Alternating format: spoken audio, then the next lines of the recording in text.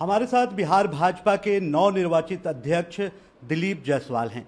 दिलीप जायसवाल को ये अध्यक्ष पद कल देर रात मिली और इनकी घोषणा देर रात तक हुई और हमारे साथ खुद बातचीत करने के लिए मौजूद हैं दिलीप जायसवाल और उनको बधाई देने के लिए बिहार सूबे के स्वास्थ्य मंत्री मंगल पांडे भी उनके आवास पर पहुंचे हैं। पहले दिलीप जायसवाल जी से बात कर लेते हैं। सर, कितनी बड़ी चुनौती मानते हैं इस प्रदेश अध्यक्ष की जिम्मेदारी को? देखिए, सबसे पहले तो मैं राष्ट्रीय नेतृत्व और प्रदेश नेतृत्व को धन्यवाद देता हूं कि मुझे अध्यक्ष पद की जिम्मेवारी दी गई है और मैं भगवान से प्रार्थना करता हूं कि मुझ में इतनी शक्ति दे कि मैं इस जिम्मेवारी को निभाते हुए पार्टी के एक एक कार्यकर्ता तक पहुंच पाऊं और संगठन को मजबूत करूं। चुनौती है आपके पास? देखिए, अभी तो मैंने अध्यक्ष का पद सोमवार को मैं संभालूंगा। उसके बाद चुनौती को अवसर में बदलना ही तो राजनीति है। चुनौती को अवसर में बदलना ही राजनीति है। तो लंबे समय से आप संगठन में जुड़े हुए हैं। बगल में मंगल पांडे जी हैं, उनके जब वो प्रदेश अध्यक्ष थे तो आप कोषाध्यक्ष थे, तो एक बड़ा अनुभव है आपके सामने।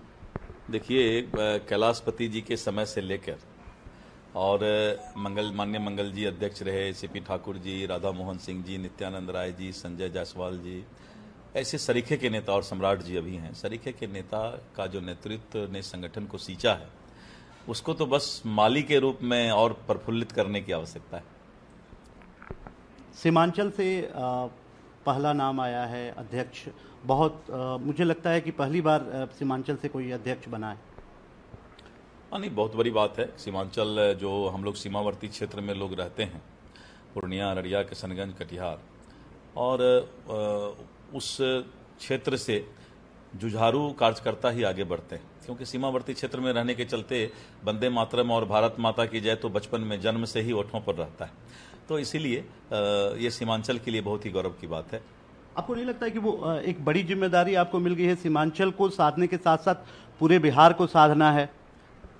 मेरे लिए, मैंने कहा कि चुनौती मेरे लिए अवसर का रूप होगा और संगठन बहुत ही अच्छे तरीके से 2025 में हम भारी बहुमत से सरकार बनाएंगे। नहीं, जिस तरह से सीमांचल किशनगंज से आप आते हैं, वहाँ अल्पसंख्यक बहुल इलाका है, वहाँ से आप जीत कर आते हैं, तो ऐसे में आपके ऊपर ये जिम्मेदारी तो होगी कि वहाँ से ज़्यादा सीटें निकालें। मैं एक बार बताता हूँ कि पूरे बिहार में इस बार हम लोकसभा में 30 सीट जीते और 7 सीट ऐसे थे जहां की 20-25 हजार वोट से हम हारे हैं। उसमें हमारा कटिहार, पूर्णिया, किशनगंज ऐसे क्षेत्र भी हैं।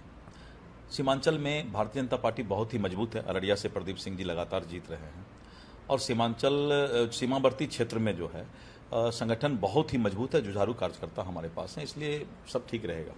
आप 2025 का चुनाव माना जा रहा है कि आपके नेतृत्व में लड़ा जाएगा, तो क्या रणनीतियां रहेंगी?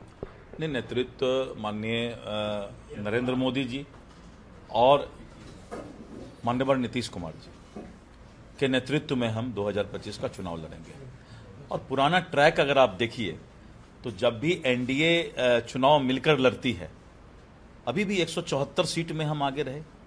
अभी जो लोकसभा का चुनाव हुआ उसमें 174 विधानसभा में हम भारी बहुमत से आगे रहे हैं। इसीलिए ये भ्रम कोई नहीं पाले कि बहुत ज्यादा चुनौती है। हाँ, एक बात है कि राजनीति में जरूर दिन रात मेहनत करना है, काम करना है। दिलीप जी, आपके सामने एक और चुनौती होगी, पुराने नेताओं को साथ में लेकर चलने और नए नेताओं को भी साथ में लेकर चलने की, तो कैसे तालमेल बैठाएंगे? भारतीय जनता पार्टी एक परिवार है और उस परिवार में सभी लोग साथ मिलकर चलते हैं, इसीलिए वो समस्या नहीं होगा। हमारे अध्यक्ष रहते तो नहीं होगा। कुछ आपकी प्राथमिकताएं हैं? हमारी प्राथमिकता एक ही है कि जो हमारे कार्यकर्ता दिन रात पार्टी के लिए मेहनत करते हैं, उन कार्यकर्ताओं को सम्मान दे करके हम उनको संगठित करें।